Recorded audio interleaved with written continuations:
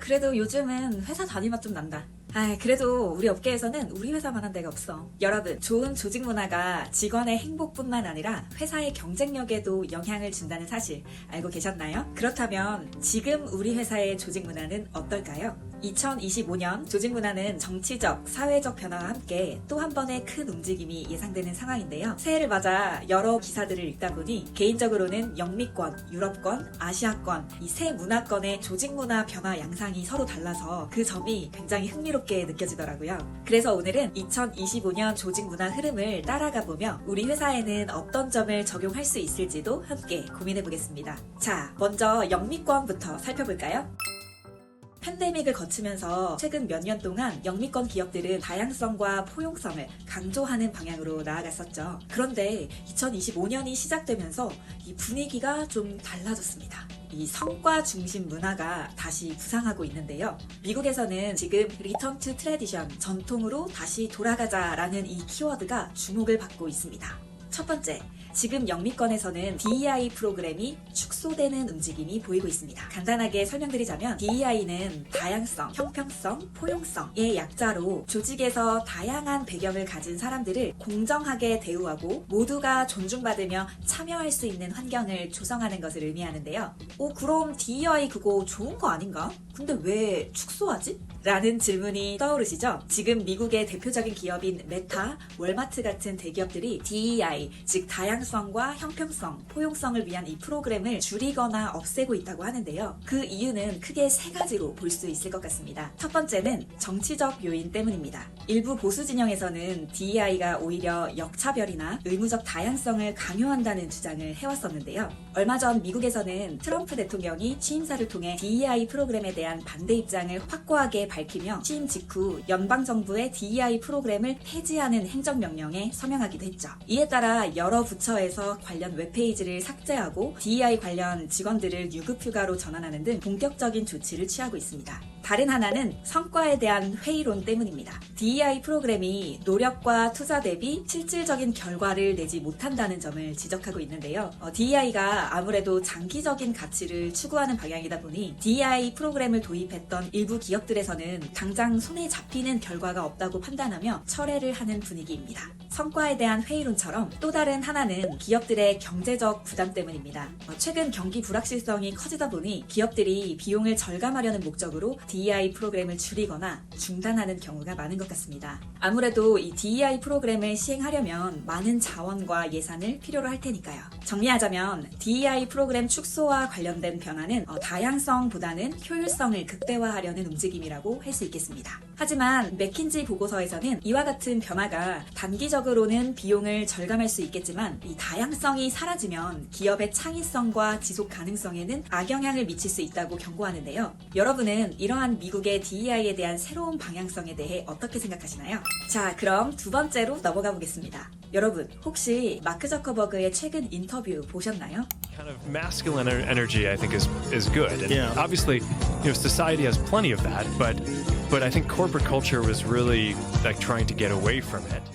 요즘 기업 문화가 지나치게 중립적으로 변했다며 조직에는 더 강한 리더십이 필요하다는 내용이었는데요. 영미권에서 일어나고 있는 두 번째 조직 문화의 변화는 바로 남성적 에너지를 강조하는 움직임입니다. 최근 들어 실리콘밸리를 중심으로 일부 기업 리더들은 업무 환경에서 남성적 에너지의 필요성을 강조하고 있습니다. 그동안 너무 유연하고 부드러운 문화가 조직의 성과를 저하시켰다고 판단하는 경영진들이 생기고 있는 거죠.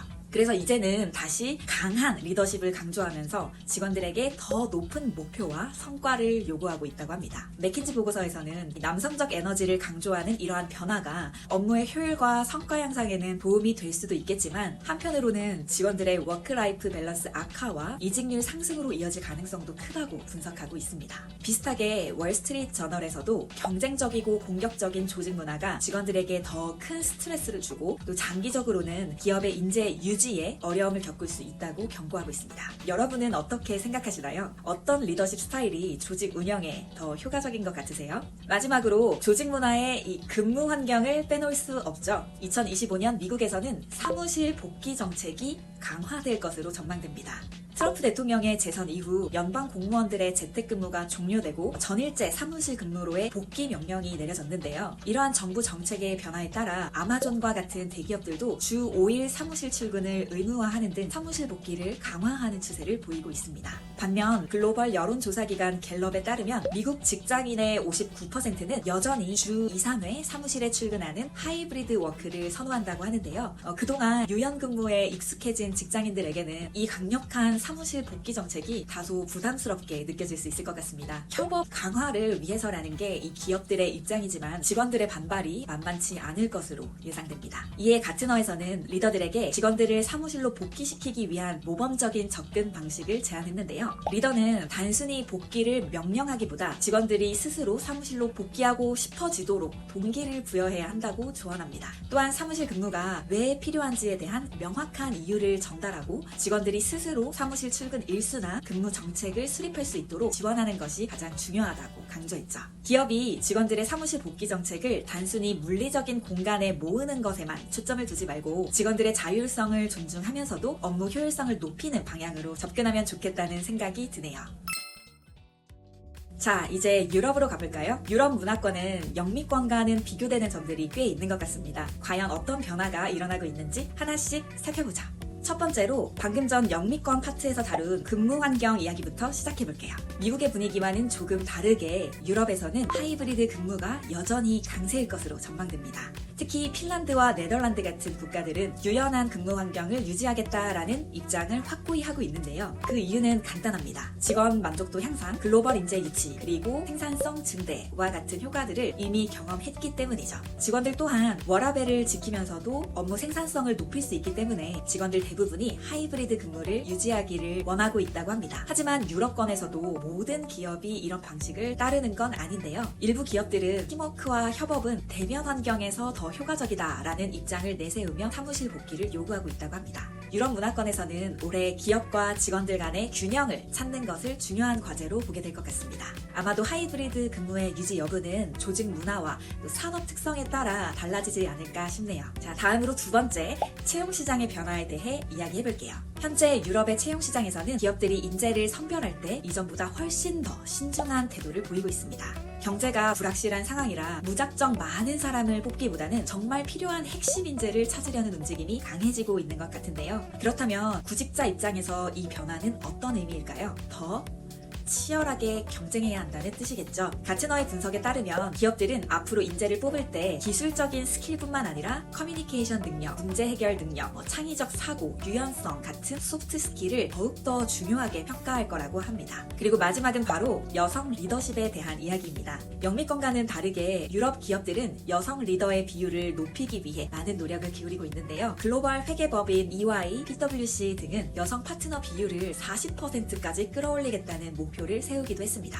하지만 현재 여성 리더의 비율은 28% 수준으로 목표에는 아직 다다르지 못하고 있는 상황인데요. 포브스는 가장 큰 이유로 여전히 존재하는 유리천장을 꼽았습니다. 많은 기업들이 여성 리더십을 지지하고 있고 더 확대하겠다고 말은 하고 있지만 실제로는 아직까지도 의사결정 과정에서 남성 중심의 문화가 강하게 남아있다고 언급했는데요. 여성들이 경영진까지 올라가는 과정에서 수많은 장애물을 맞닥뜨린다는 점, 그러니까 기업에는 여전히 보이지 않는 유리천장이 존재하고 있다고 보고 있는 건데요. 그에 더해 여성 리더십 확대를 위해서는 이 수치적인 목표를 설정하는 것만으로는 부족하다는 지적을 하면서 여성 리더십 확대를 위해서는 실질적인 정책 변화가 필요하다고 강조했습니다. 예를 들면 여성 인재를 위한 멘토링 프로그램이나 리더십 개발 기회가 반드시 함께 제공되어야 한다는 거죠. 비록 수치로는 이 현재 목표에는 다다르지 못했지만 그동안의 노력의 과정에서 이미 많은 변화들이 일어나고 있을 거라 생각합니다. 이러한 변화의 흐름이 2025년에는 실질적인 성과로도 이어지길 기대해봅니다.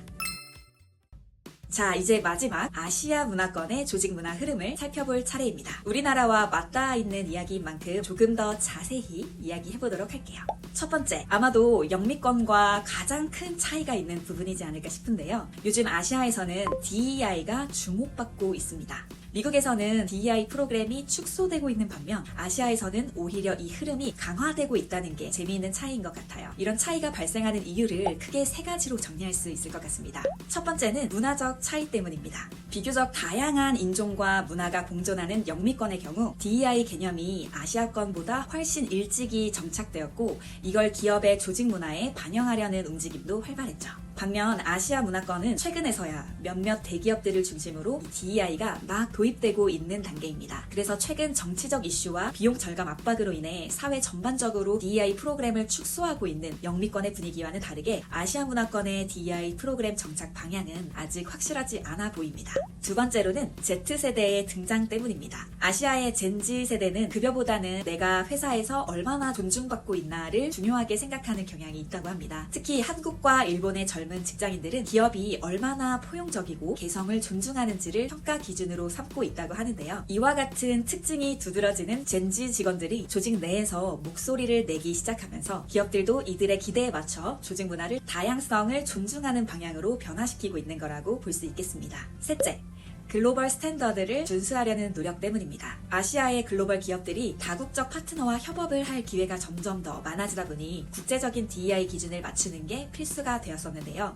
싱가포르와 홍콩 같은 글로벌 허브 도시에서는 DEI가 기업의 경쟁력으로 작용할 만큼 중요한 부분이라고 합니다. 그런데 앞서 살펴봤듯이 최근 영미권에서 이 DEI 프로그램을 대하는 태도가 변하고 있기 때문에 글로벌 스탠다드의 동향이 어떻게 변화될지는 조금 더 지켜봐야겠습니다. 두 번째, 아시아에서는 하이브리드 근무 방식이 확산되고 있습니다. 대부분의 아시아 문화권에서는 사무실로 출근을 하는 게 일반적이었죠. 하지만 팬데믹을 계기로 많은 기업들이 하이브리드 근무의 효율성을 깨닫게 되었습니다. 예를 들어 중국에서는 화웨이, 샤오미, 알리바바 같은 기업들이 클라우드 기반 협업 도구와 스마트 오피스를 적극적으로 도입하고 있습니다. 이를 통해 직원들은 어디서든 효율적으로 일할 수 있는 환경을 누리게 되었죠. 그리고 일본 도쿄에서는 오는 4월부터 16만여 명의 공무원들을 대상으로 주 4일제 근무를 시행하겠다고 발표했는데요. 급여는 100% 수준으로 유지하는 반면 근무 시간은 80%로 단축하고 대신 성과는 그대로 100%를 목표로 하는 100, 80, 100 모델을 적극적으로 실행할 예정이라고 합니다. 우선 직원들의 일과 삶의 균형을 맞추고 그와 더불어 일본의 심각한 저출산 문제까지 해결해보겠다는 일본 정부의 야심찬 움직임이라고 보입니다. 그렇다면 한국에서는 어떤 변화가 나타나고 있을까요? 한국에서는 대기업과 IT 스타트업을 중심으로 하이브리드 근무가 정착되고 있는 추세인데요. 대표적으로 카카오는 팬데믹 이후 재택근무와 사무실 근무를 병행하는 스마트워크 체제를 도입해 운영 중이라고 합니다. 삼성전자 역시 일부 부서에서 하이브리드 근무를 시범 운영하며 업무의 유연성과 생산성 증대를 동시에 추구하고 있다고 합니다. 뿐만 아니라 SK텔레콤 역시 디지털 플랫폼과 스마트 오피스를 적극 활용하며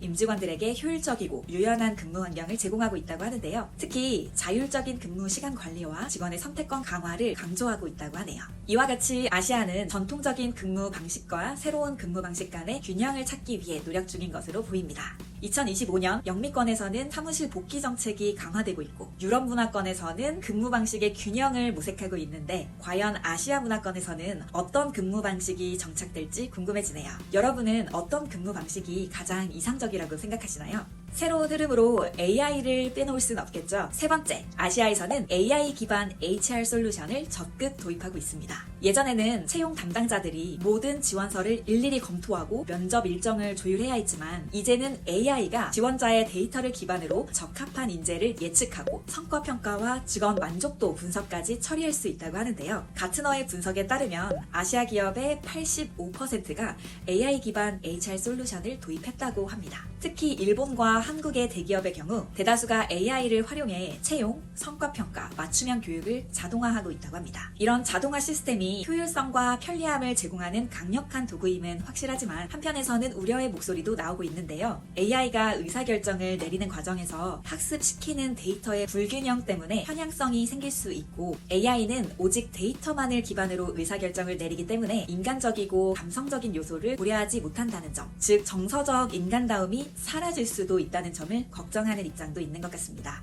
기술을 도입하는 과정에서 인간의 어떤 영역을 기술에게 대신 맡기거나 기술과 함께 할 건지 이 균형을 맞추는 게 중요할 것 같다는 생각이 드네요. 마지막으로 스킬 기반 HRD로의 전환 이야기를 해볼게요. 예전에는 표면적인 정보, 이를테면 직급, 학력, 근속연수와 같은 것들이 중요했다면 이제는 실제로 가지고 있는 스킬이 무엇이냐가 핵심이 되고 있습니다. 이게 바로 스킬 기반 HRD인데요. 쉽게 말해 조직이 필요로 하는 핵심 기술을 파악하고 직원들의 역량 격차를 줄이기 위한 전략 전략이라고 할 수 있습니다. 더욱이 디지털 기술이 나날이 발전하는 요즘은 회사의 경쟁력을 위해서든 경제적인 운영을 위해서든 기존 인력을 성장시키는 게 포인트가 될 겁니다. 실제로도 포브스 아시아에 따르면 아시아 기업의 70% 이상이 디지털 전환을 성공적으로 이루려면 기존 직원들의 기술 업그레이드가 필수라고 응답했다고 합니다. 이와 관련된 중요한 개념이 두 가지가 있는데요. 바로 업스킬링과 리스킬링입니다. 두 가지 모두 새로운 기술을 배운다는 점은 동일합니다. 그런데 이 업스킬링의 경우 지금 내가 하고 있는 일을 더 잘하게 하는 게 배움의 목적이 됩니다. 즉 현재 직무의 깊이를 더하는 과정이라고 할 수 있는데요. 예를 들면 마케터가 단순히 콘텐츠 기획만 하는 게 아니라 구글 애널리틱스나 SQL을 배워서 데이터 기반 의사결정을 하는 거죠. 또는 개발자가 기존의 프로그래밍 언어만 쓰는 게 아니라 AI와 머신러닝 기술을 추가로 익혀 더 다양한 프로젝트를 할 수 있게 되는 것도 이 업스킬링에 해당합니다. 반면에 이 리스킬링은 아예 다른 직무로 전환하는 게 배움의 목적이 됩니다. 즉 기존의 역할을 아예 벗어나서 완전히 새로운 커리어를 시작하는 과정이라고 볼 수 있죠. 예를 한번 들어볼까요? 제조업 근로자가 코딩을 배워서 소프트웨어 개발자로 전향하는 경우나 영업 담당자가 디지털 마케팅을 배워서 데이터 기반 마케팅 전문가로 변신하는 경우가 이에 해당됩니다. 이 리스킬링은 특히 AI의 등장, 자동화, 디지털 전환이 빠르게 진행되면서 많은 직무가 사라지기도 또 새로 등장하기도 하는 요즘 같은 시대에 주목받는 개념이라 할 수 있습니다. 정리하자면 2025년에는 기업들이 새로운 인재를 찾는 게 아니라 기존 인재를 미래형 인재로 키우는 방향으로 가고 있다고 볼 수 있겠습니다. 자, 지금까지 2025년 문화권별 조직 문화의 흐름을 살펴봤습니다. 영미권은 성과 중심 문화로 돌아가기 위해 DEI 프로그램을 축소하고 있고 경쟁적인 조직 문화를 강조하는 방향으로 변화하고 있는 것 같고요. 유럽은 여전히 유연성과 다양성을 중시하는 한편 채용과 보상에서는 보다 신중한 태도를 보이고 있는 것 같습니다. 그리고 아시아는 기술과 사람의 조화라는 키워드 아래 디지털 전환을 도모하는 모습이 보이는 것 같습니다. 개인적으로는 이러한 국제적인 조직 문화 흐름을 바탕으로 우리가 어떤 점을 준비해야 할지도 생각해보면 좋을 것 같은데요. 먼저 개인의 입장에서는 이러한 변화하는 조직 문화 속에서 내가 경쟁력을 갖기 위해선 어떻게 업스킬링과 리스킬링을 할 수 있을지를 고민해보면 좋을 것 같습니다. 그리고 기업의 입장에서는 그저 새로운 인재를 영입하는 데만 집중할 게 아니라 기존 인재들의 역량을 보다 강화하는 것이 더 효과적이고 효율적이기도 하다는 걸 염두에 두고 의사결정을 해보시면 좋을 것 같습니다. 하이브리드 근무, 성과 기반 보상, 포용적인 조직 문화 등 우리 조직에 맞는 구체적인 방향도 함께 고민해보시면 좋을 것 같고요. 2025년에 조직 문화는 새로운 변화를 맞이할 것 같은데요. 오늘 정리해드린 새 문화권의 조직 문화 흐름 중 여러분에게 더 와닿는 건 무엇이었나요? 그리고 우리 회사에 도입이 되면 좋을 것 같은 조직 문화는 무엇인가요? 여러분의 생각을 댓글로도 공유해주시면 감사하겠습니다. 참 그리고 이번 영상에서 다룬 이야기들을 좀 글로 정리된 걸로 다시 한번 보고 싶으신 분들은 아래 링크를 확인해주세요. 그럼 저는 유익한 영상 준비해서 다시 돌아올게요. 그럼 다음 영상에서 만날게요. 감사합니다.